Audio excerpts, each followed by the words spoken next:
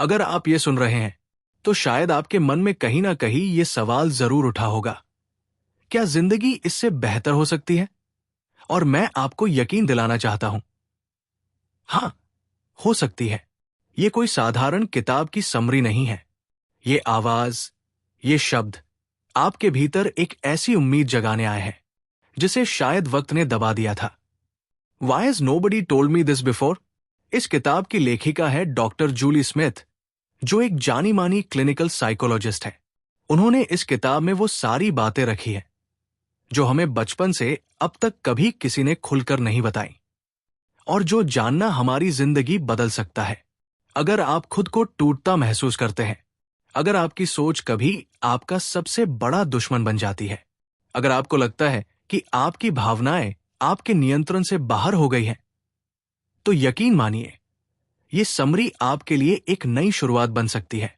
इसमें कोई जादू नहीं, कोई रहस्य नहीं, सिर्फ वो सच्चाई है जो आपको खुद से जोड़ती है और ये समझाने की कोशिश करती है कि आप अकेले नहीं हैं, कि आप बेहतर हो सकते हैं, और सबसे अहम बात, कि बदलाव की शुरुआत आज भी हो सकती है। तो आइए सुनते हैं वो बातें जो शायद आपको आज से पहले किसी ने नहीं बताई, लेकिन अब वक्त आ गया है उन्हें जानने का। लेखिका डॉक्टर जूली स्मिथ पहले अध्याय में सबसे जरूरी बात बताती है। जब मन टूटता है, जब भीतर का अंधेरा घना हो जाता है, तब हमें क्या करना चाहिए? वो कहती है, मानसिक पीड़ा को समझने के लिए हमें सबसे पहले इसे स्वीकार करना आना चाहिए। दुख को नकारने से वो खत्म नहीं होता, वो भीतर जमा होता जाता है और फिर एक दिन फट पड़ता है।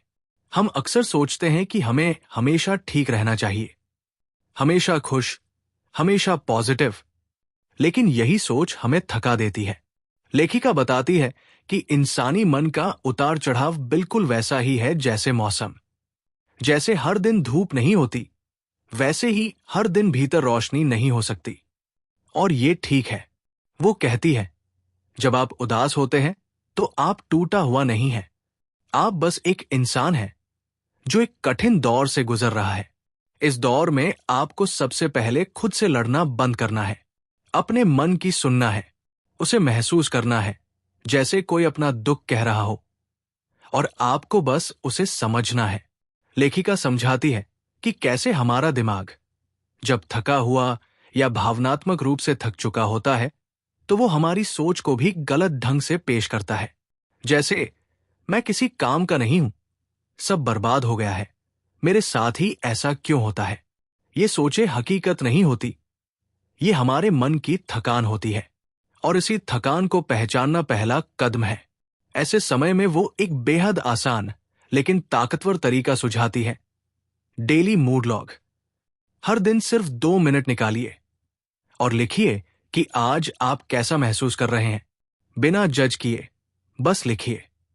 ये एक छोटा सा अभ्यास धीरे धीरे आपके मन का आईना बन जाता है, जो आपको दिखाता है कि आपकी भावनाएं हर दिन कैसे बदलती है, और आप उन पर ध्यान देना शुरू करते हैं।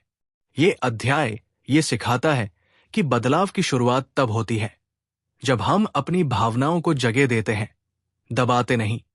जब हम खुद को ये इजाजत देते हैं कि हम भी थक सकते हैं, दुखी हो सकते हैं, और फिर भी ठीक हो सकते हैं। और यही उस हीलिंग की पहली सीढ़ी है, खुद को समझने की, अपनाने की। लेखिका के शब्दों में, When we stop fighting our pain, we start healing. जब हम अपने दर्द से लड़ना बंद करते हैं, तभी असली उपचार शुरू होता है। तो अगर आप आज ये सुन रहे हैं, तो याद रखिए, आप कमजोर नहीं हैं। आप महसूस करने वाले एक गहरे इंसान हैं, और इस एहसास से कुछ भी नामुमकिन नहीं रहता। लेखिका डॉक्टर जूली स्मिथ दूसरे अध्याय में बताती है कि हमारी सोचें कैसे हमारी असली ताकत या सबसे बड़ा जाल बन सकती है। वो कहती है कि अक्सर लोग सोचते हैं कि जो उनके मन में चलता है वही उनकी सच्चाई है, लेकिन ये सच नहीं है। हमारे दिमाग में हर दिन हजारों विचार आते हैं, और उनमें से हर एक पर भरोसा करना जरूरी नहीं होता। लेखिका एक बेहद जरूरी बात पर जोर देती है, you are not your thoughts. यानी आप वो नहीं जो आप सोचते हैं। हम सोचते हैं, मैं नाकामयाब हूं, मुझे कुछ नहीं आता, कोई मुझे पसंद नहीं करता। लेकिन ये सोचे केवल विचार है, तथ्य नहीं। इन्हें जांचना और समझना जरूरी है। सोचने की सबसे खतरनाक बात यह है कि ये चुपचाप होती है। कोई आवाज नहीं, कोई चेतावनी नहीं, बस अंदर ही अंदर चलती रहती है और हमारे फैसलों, हमारे आत्मविश्वास और हमारी भावनाओं को धीरे धीरे तोड़ती रहती है। लेखिका कहती है कि जब हम अपने विचारों को सवालों के कटघरे में लाना शुरू करते हैं, तभी हम आजाद होना सीखते हैं। जैसे, क्या यह सोच पूरी तरह सच है? क्या मैं इससे पहले कभी ऐसी ही स्थिति से नहीं निकला? अगर मेरा कोई करीबी ऐसा सोच रहा होता, तो मैं उसे क्या जवाब देता? जब हम इस तरह सोच की जांच करते हैं, तो हमें पता चलता है कि बहुत सी बातें सिर्फ मन का भ्रम है, जो डर, थकान या आदत से पैदा हुए हैं, हकीकत से नहीं। लेखिका हमें एक बेहद शक्तिशाली टूल देती है, थॉट रिकॉर्डिंग। हर बार जब कोई नकारात्मक विचार मन में आए, उसे लिखिए। फिर लिखिए कि उस सोच से आपको क्या महसूस हुआ, और फिर पूछिए, क्या यह सोच निष्पक्ष है? क्या यह 100% सच है? इसका क्या सबूत है? इस अभ्यास से हम अपने ही मन को साफ देखना सीखते हैं, और जब हम साफ देखते हैं, तब सही फैसला लेना आसान हो जाता है। इस अध्याय की सबसे गूढ़ बात यही है कि मन की आवाज हमेशा सच्ची नहीं होती, लेकिन आप उसके ऊपर सवाल उठाने का हक रखते हैं। और जब आप ये करना सीख जाते हैं, तब डर कमजोर पड़ता है और आत्मबल जागने लगता है। डॉक्टर जूली स्मिथ कहती है, Our thoughts are not instructions, they are just suggestions. हमारे विचार कोई आदेश नहीं, बस सुझाव होते हैं, और हम तय करते हैं कि किसे अपनाना है और किसे छोड़ देना है। तो अगली बार जब मन कहे, मैं नहीं कर सकता, तो उससे पूछिए, तू कौन है जो मुझे रोक सके? लेखक डॉक्टर जूली स्मिथ इस अध्याय में एक ऐसा विषय उठाते हैं जो हम सबकी जिंदगी में मौजूद होता है, लेकिन हम अक्सर उसे पहचान ही नहीं पाते। खुद के साथ हमारा रिश्ता। वो कहते हैं कि जब हम खुद से बात करते हैं, तो हमारा लहजा कैसा होता है? क्या हम अपने आप से वैसे ही पेश आते हैं जैसे किसी अपने बहुत करीबी के साथ आते हैं, या फिर हम खुद को कठोरता से जज करते हैं, नीचा दिखाते हैं और हर गलती पर खुद को कोसते रहते हैं? इस अध्याय में एक बहुत गहरी बात कही गई है। Self compassion is not weakness, it's courage. खुद के लिए दयालु होना कोई कमजोरी नहीं है, बल्कि ये सबसे बड़ी हिम्मत है। क्योंकि जब पूरी दुनिया आपको गिरा रही हो, तब खुद को संभालने के लिए जो शब्द आप चुनते हैं, वही आपकी असली ताकत बनते हैं। लेखक हमें एक अभ्यास का सुझाव देते हैं, सेल्फ टॉक चेक। हर बार जब आप कोई गलती करें या खुद को असफल महसूस करें, तो एक सवाल पूछिए, अगर मेरा सबसे अच्छा दोस्त इस हालत में होता, तो मैं उससे क्या कहता? अब वही शब्द अपने लिए कहिए। आप देखेंगे कि भीतर की कठोरता पिघलने लगी है। डॉक्टर जूली स्मिथ इस अध्याय में ये भी समझाते हैं कि खुद को नीचा दिखाने से कोई बदलाव नहीं आता। असली बदलाव तब आता है जब हम खुद को समझते हैं, गले लगाते हैं और फिर धीरे धीरे बेहतर बनने की तरफ बढ़ते हैं।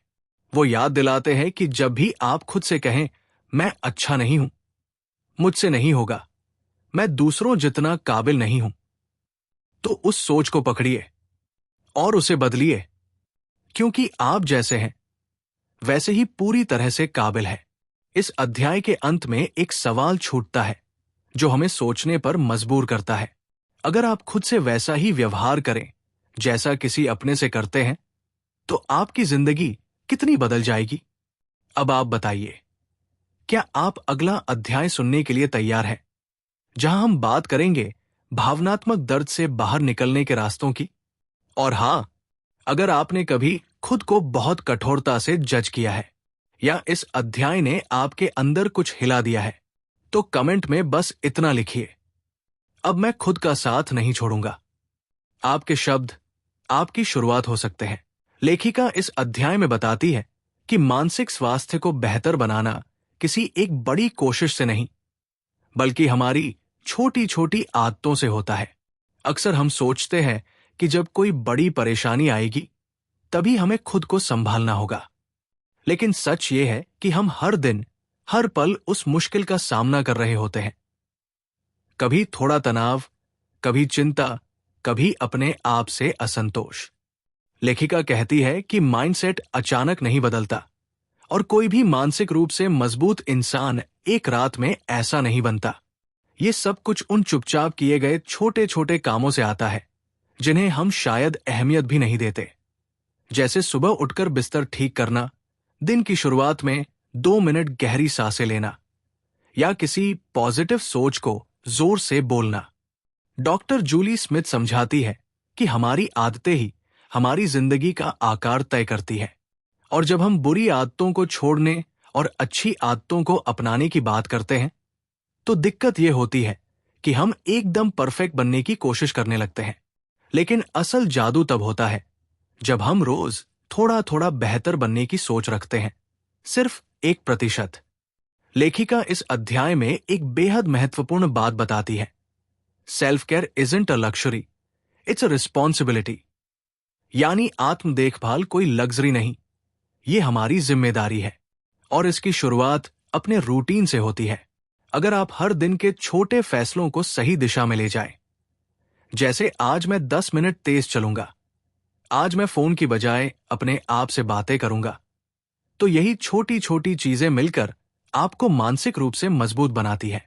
डॉक्टर जूली स्मिथ कहती है कि आप उस इंसान को हर दिन बना सकते हैं जो आप बनना चाहते हैं। बस आपको उस इंसान की तरह सोचना और जीना शुरू करना होगा। और जब आप ऐसा करते हैं तो बदलाव दिखाई देने लगता है, न सिर्फ आपके अंदर बल्कि आपके आसपास भी। अब जरा रुकिए और खुद से पूछिए, क्या आपकी आदतें उस इंसान की तरह हैं जो आप बनना चाहते हैं, या फिर आप पुरानी सोच में ही फंसे हुए हैं? और अगला अध्याय, उसमें लेखिका हमें बताएंगी कि जब नकारात्मक विचार हमारे दिमाग को जकड़ लेते हैं तो हम उनसे कैसे बाहर निकल सकते हैं, कैसे उन विचारों को चुनौती दी जाए, और कैसे अपने दिमाग की सबसे बड़ी कमजोरी को उसकी सबसे बड़ी ताकत में बदला जाए। अगर आज का ये अध्याय आपके दिल में कोई हलचल लेकर आया हो तो कमेंट में जरूर लिखिए, आज से मैं अपनी हर आदत को चुनकर अपनाऊंगा। और अगर आप चाहें तो डॉक्टर जूली स्मिथ के लिए एक धन्यवाद जरूर लिखें, जिनकी ये किताब हमारे मन और सोच के हर कोने को रोशनी दे रही है। लेखिका डॉक्टर जूली स्मिथ इस 7वें अध्याय में बताती है कि इंसानी मन जितना जटिल है उतना ही सरल भी हो सकता है, अगर हम इसे सही नजरिए से देखना सीख लें।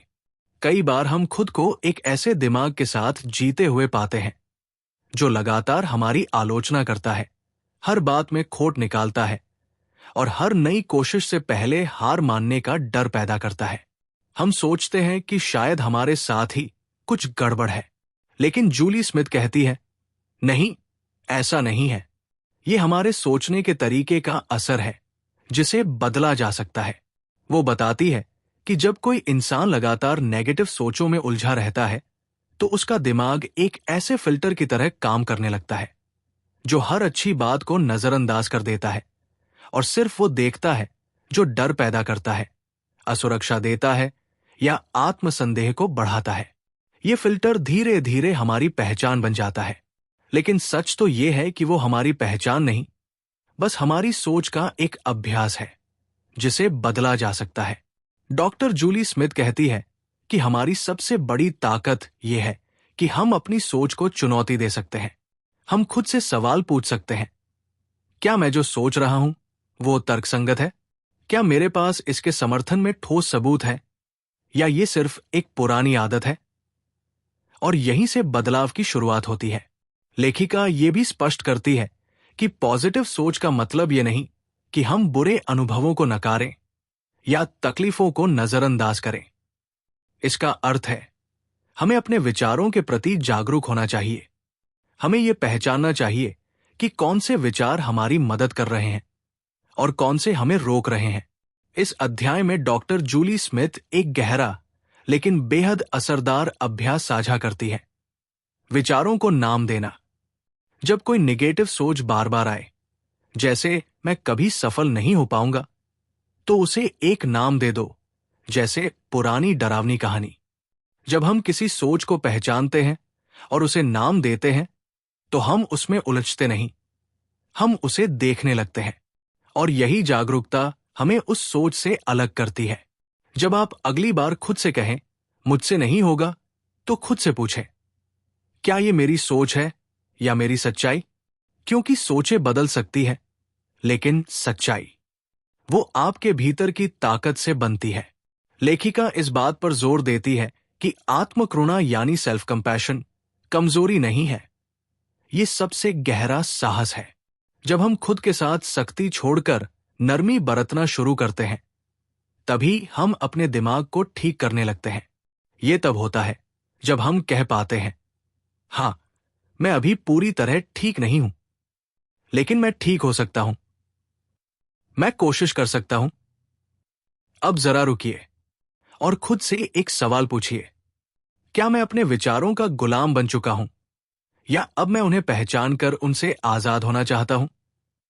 अगले अध्याय में डॉक्टर जूली स्मिथ बताएंगी कि जब हम मानसिक रूप से पूरी तरह टूट जाते हैं, तब एक एक कदम कैसे उठाना है, कैसे खुद को फिर से जमीन पर टिकाना है, और कैसे अपनी मानसिक ऊर्जा को वापस पाना है, उस समय जब कुछ भी अच्छा महसूस नहीं हो रहा हो। अगर आज के इस अध्याय ने आपको कुछ सोचने पर मजबूर कर दिया हो, तो कमेंट में जरूर लिखिए, अब मैं हर सोच को आंख बंद कर स्वीकार नहीं करूंगा, मैं उसे परखूंगा, समझूंगा, और जरूरत पड़े तो छोड़ भी दूंगा। और अगर डॉक्टर जूली स्मिथ की बातें आपके दिल को छू गई हो, तो एक सच्चा धन्यवाद कमेंट में जरूर लिखिए, क्योंकि कभी कभी सिर्फ एक इंसान की कही एक सच्ची बात हमारी पूरी जिंदगी की दिशा बदल सकती है। सबसे गहरी गिरावट से फिर से उठना सीखा जाता है। लेखिका डॉक्टर जूली स्मिथ इस 8वें और अंतिम अध्याय में बताती है कि इंसान की सबसे गहरी भूख होती है किसी मकसद के लिए जीना, ऐसा मकसद जो हमें सिर्फ सांस लेने से आगे बढ़ाकर जीने का कारण दे। जब जिंदगी में सब कुछ बिखर रहा होता है, तब भी एक चीज होती है जो हमें जोड़ कर रखती है, और वो है मीनिंग, यानी जीने का मतलब। लेकिन क्या हम वाकई इस मतलब को खोजते हैं, या बस भीड़ में शामिल होकर चलते जाते हैं? जूली हमें आईना दिखाती है, कहती है कि जब तक हम खुद नहीं पूछेंगे मैं क्यों जी रहा हूं, तब तक हम सिर्फ एक कार्यक्रम बनकर रह जाएंगे। रोजमर्रा की भागदौड़, ऑफिस की डेडलाइन, रिश्तों की उलझने, ये सब तो है, लेकिन इनके पीछे जो खालीपन है, वो तब तक बना रहेगा जब तक हम अपने अंदर झांक कर ये न पूछ लें कि मेरे होने का मतलब क्या है। वो कहती है, मतलब वो चीज नहीं जो बाहर से मिलती है, ये तो अंदर से आता है। ये किसी अवार्ड से, किसी तारीफ से नहीं आता, बल्कि तब आता है जब हम अपने मूल्यों के साथ जीना शुरू करते हैं, जब हम उन चीजों के लिए खड़े होते हैं जिन पर हमारा दिल यकीन करता है, जब हम हर दिन, चाहे वो कितना भी छोटा क्यों न हो, एक ऐसा काम करते हैं जो हमारे दिल को सुकून दे। जूली एक बेहद सुंदर उदाहरण देती है। अगर कोई इंसान किसी बड़ी बीमारी से जूझ रहा हो और फिर भी हर सुबह उठकर अपने बच्चों को हंसी दे रहा हो, तो वो मीनिंग है, वो कोई महान उपलब्धि नहीं, लेकिन वो इंसान जिंदगी का असली सार जी रहा है। वही हमें सीखना है। इस अध्याय में डॉक्टर जूली कुछ सवाल छोड़ती है हमारे लिए। आप किस चीज के लिए खड़े होते हैं? क्या आपके रोज के फैसले आपके दिल की आवाज से मेल खाते हैं? अगर आज सब कुछ छिन जाए, तो क्या कुछ ऐसा है जिसे आप फिर भी थामे रखेंगे? ये सवाल हमारी सोच को झकझोरते हैं, क्योंकि ये सवाल बाहरी दुनिया से नहीं, हमारे अपने भीतर से जुड़े हैं। जूली ये भी कहती है कि कोई भी मकसद स्थायी नहीं होता, ये बदल सकता है, बढ़ सकता है, गहराई ले सकता है। कभी कभी हमारा मतलब सिर्फ एक दोस्त के लिए मौजूद होना होता है, कभी किसी जरूरतमंद की मदद करना, और कभी खुद को ये याद दिलाना कि हम खुद भी मायने रखते हैं। अंत में डॉक्टर जूली हमें एक आखिरी संदेश देती है। हर दिन एक नया मौका है अपने जीने का कारण चुनने का। हर दिन, चाहे हालात जैसे भी हो, हम अपने जीने को अर्थ दे सकते हैं। अब जरा रुककर खुद से पूछिए, क्या मैं वाकई उस मकसद को जी रहा हूं जो मेरे दिल को खुशी दे? अगर जवाब नहीं है, तो डरिए मत, क्योंकि बदलाव की शुरुआत बस इस एक सवाल से ही होती है। अगर इस किताब की बातों ने आपको छू लिया हो, अगर कहीं से भी आपने महसूस किया हो कि हां, अब मैं समझ रहा हूं कि जिंदगी सिर्फ चलती नहीं है बल्कि जीती जाती है, तो प्लीज कमेंट में लिखिए, अब मैं हर दिन को मायने देना चाहता हूं। अगर यह किताब आपको थोड़ी सी भी राहत, समझ या उम्मीद दे सकी हो, तो इसे अपने दोस्तों और परिवार के साथ जरूर शेयर कीजिए। शायद किसी और को भी इसकी सख्त जरूरत हो। लाइक करना मत भूलिए अगर आपने कुछ नया सीखा हो। ये एक छोटी सी मुस्कान आपके लिए मेरी तरफ से है। और हां, सब्सक्राइब जरूर कीजिए, क्योंकि ऐसा कंटेंट आपके दिल से बात करने के लिए ही बना है। अगली बार फिर मिलेंगे, एक नई किताब, एक नए एहसास और आपकी अपनी सोच को गहराई देने वाले सफर के साथ। आपका बहुत बहुत धन्यवाद। आपने इस पूरी किताब को मेरे साथ सुना। अब चलिए इस सीख को जिंदगी में अपनाते हैं, क्योंकि अब किसी को बताने की जरूरत नहीं होगी। आप खुद जान चुके हैं